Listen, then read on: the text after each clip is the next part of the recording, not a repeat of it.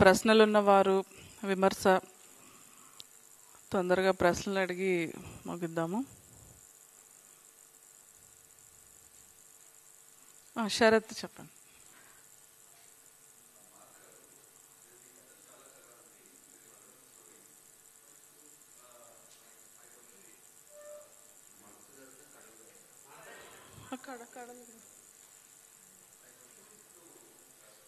Mic వస్తుంది, ఒక్క నిమిషం, మైక్ వస్తుంది.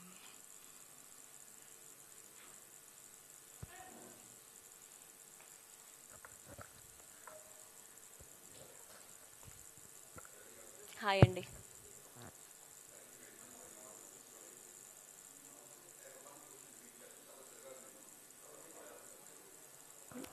వినపడట్లేదు సార్.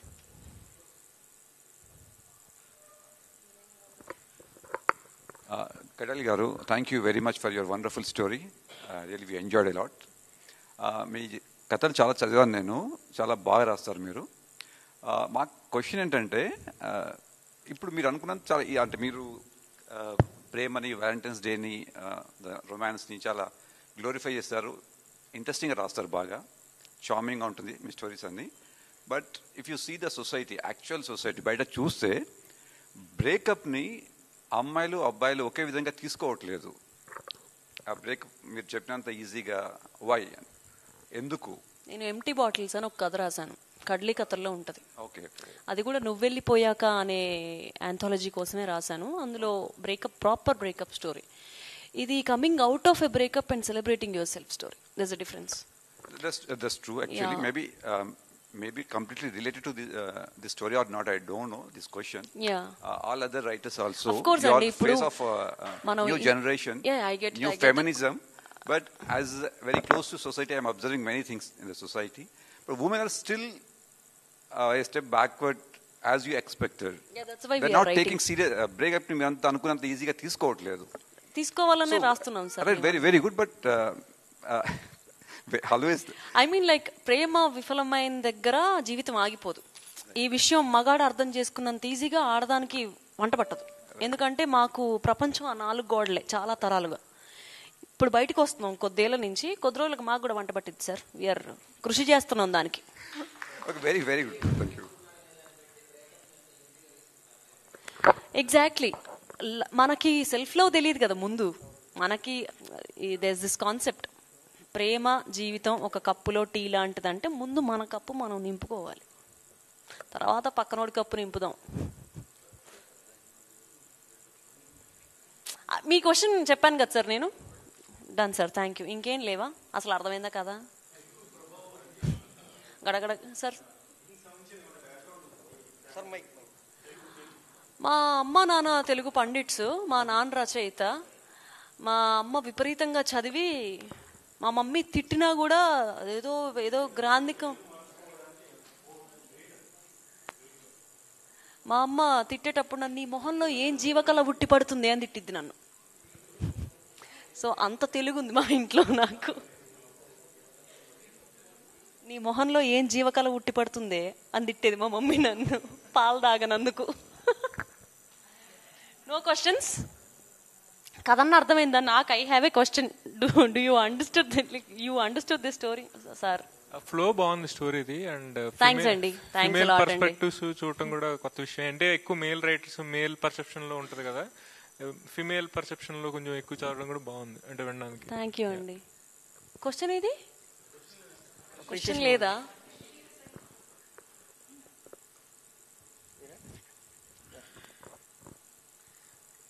నేను ఇందాక నుంచి అందరికీ పలుకుదామని అనుకున్నా.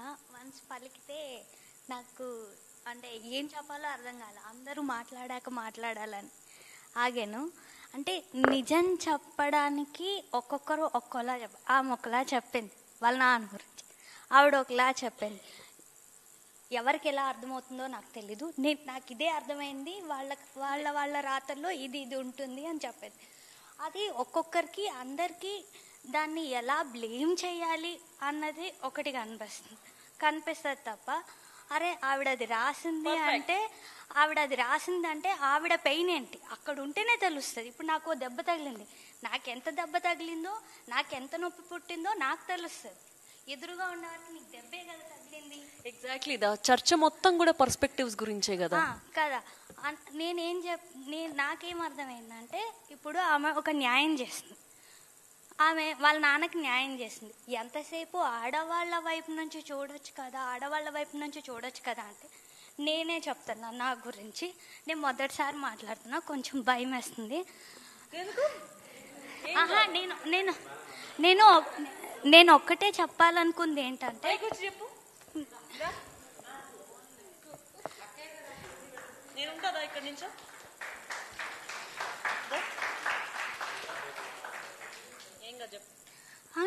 నేను ఆడపిల్లనే. నేను చూసినంత వర్క్లో అంటే పుట్టిన ఇప్పుడు మనం చూస్తున్నాం కదా, 9 నెలల పాపని అలాగే చూస్తున్నారు, 60 ఏళ్ళ ఉన్న అలాగే చూస్తున్నారు. అంటే నాకు అర్థమైంది ఏంటంటే, నాకు యాక్సిడెంట్కి ముందు మా అమ్మ ఒక్కటే నాకు తెలుసు.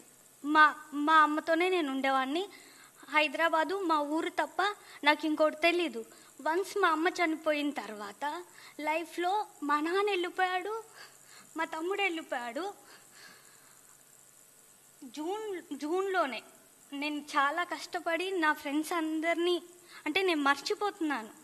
ఇప్పుడు వీళ్ళందరూ పేర్లు చెప్పారు, నాకు తెలీదు. అక్క పేరు ఏంటంటే నాకు బిఫోర్ యాక్సిడెంట్కి ముందు తెలుసు కాబట్టి అక్క పేరు నాకు గుర్తుంది. వదిలేయడం తేలిక. మా నాన్నకి ఇవాళ కూడా మా నాన్న హైదరాబాద్లో ఉన్నాడు. ఎందుకున్నాడు అంటే మా అమ్మ అకౌంట్లో ఉన్న డబ్బులు ఏవైతే ఉన్నాయో అవి రావడానికి నేను సంతకం పెట్టాలి. 7 ఏళ్ల తర్వాత మా నాన్న ఈ జూన్ నుంచి జూలై వరకు చేసిన ఫోన్లు మా అమ్మ ఉన్నప్పుడు చేయలే, మా అమ్మ చనిపోయాక చేయలే. నేను ఎలా ఉన్నాను, ఏం తింటున్నాను, ఏం చేస్తున్నాను ఎవరికి తెలీదు. నేను ఈ 3 ముక్కలు నేను ఎందుకు చెప్పాలనుకున్నానంటే, అక్క చెప్పింది కదా, అంటే మా నాన్నకి ఉన్నది ఫిజికల్ అంటే అనారోగ్యం కాదు, మెంటల్. అంటే చుట్టూ అందరితో బ్రతికినప్పుడు ఎవరికీ తెలీదు. ఇప్పుడు నాకు కడుపు నిండిపోతే నాకు కూడా ఆకలి ఎలా ఉంటుందో నాకు తెలీదు. అర్ధరాత్రి వేళ జస్ట్ బయటకు వదిలేసారు, వెళ్ళిపో అని బయటకు వదిలేసారు. గుడి మెట్ల మీదే ఉన్నా నేను, నాకు ఆకలి వేస్తుంది. అప్పటి వరకు ఇల్లు, మా నాన్న, నా గతం ఏదైనా కావచ్చు, వీళ్ళే కదా నా ప్రపంచం. సడన్గా బయటికి తోసేసి నువ్వు బ్రతుకు అంటే నాకు తెలియలేదు. ఆడపిల్లని 2 రకాలుగానే చూస్తున్నారు. ఒకటి అందుకైనా ఉపయోగపడాలి, లేదంటే వంట పెట్టడానికైనా ఉపయోగపడాలి. ఆ అక్క ఇందాక కథలో చెప్పింది, ఆవిడొచ్చి వంట చేసి పెడితే మా నాన్న బాగుంటాడని కాదు. అది చెప్పకపోతే మిగతా వాళ్ళు వినరు కాబట్టి, మిగతా వాళ్ళు అర్థం చేసుకోరు కాబట్టి, దాన్ని ఇంకో వేలో తీసుకెళ్తారు కాబట్టి వాళ్ళిద్దరిని, ఆ ఒక్క రీజన్ని అక్క చెప్పింది. నేను ఇందాక అక్క మాట్లాడొచ్చు, నాకు సడన్గా మాట్లాడడానికి ధైర్యం సరిపోలా. ఈ అక్క మాట్లాడినప్పుడు నేను ఇప్పుడు ఎందుకు పైకి లేచానంటే, ఒక్కటే, మనల్ని నేనేంటో నాకు కూడా తెలీదు, నేనేం చేస్తాను, నీకు తెలుగు రాదు, నీకు ఇంగ్లీష్ రాదు, నువ్వు బ్రతకలేవు అని ఎప్పుడైతే బయటికి తోసేసారో, గత 9 ఏళ్ళుగా నన్ను అందరితో ఉన్నప్పుడు కూడా నా పని నేను చేసుకుంటూ నన్ను పోషించుకుంటూ నేను అందరినీ చూసి తెలుసుకుంది ఏంటంటే, ఇద్దరికైనా ఆకలి తీర్చాలి.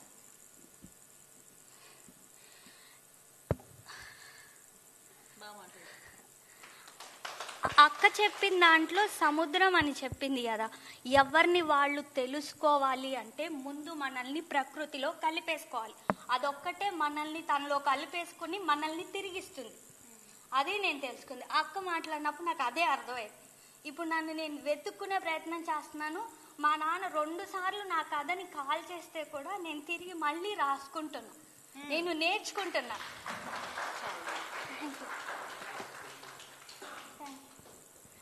ఆయన ఊహించి రాశారన్నారు కదా, ప్రతి ఒక్కరికి కల్లో ఒకలా బ్రతికేస్తారు. ఎందుకంటే అది వాస్తవంలో బ్రతకలేం కాబట్టి ప్రతి ఒక్కరికి ఊహ ఉంటుంది, నిజము ఉంటుంది. రెండింటినీ బ్యాలెన్స్ చేసుకుంటారు. అది ఎవరికి ఎలా అర్థమవుతుంది, ప్రతిదానికి ముగింపు అవసరం లేదు, దానికి ఒక పేరు అవసరం లేదు. దాన్ని మనం ఎలా ఫీల్ అవుతున్నాం అంటే ఎలా లోపలికి తీసుకుంటున్నాము అన్నది నిజం. నువ్వు కదరాయి, నేను వేస్తా. Okay, thank you.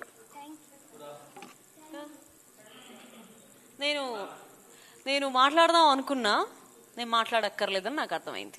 చాలా బాగా మాట్లాడింది ఆ అమ్మాయి. I will also clap. I think we're done with the questions. ఇంకేం లేవు కదా?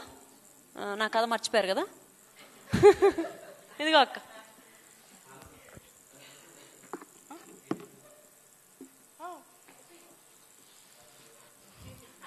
రచయితలందరికీ ఆప్త వాక్యం పలికిన కరుణకుమార్కి కృతజ్ఞతలు తెలియజేస్తున్నాను.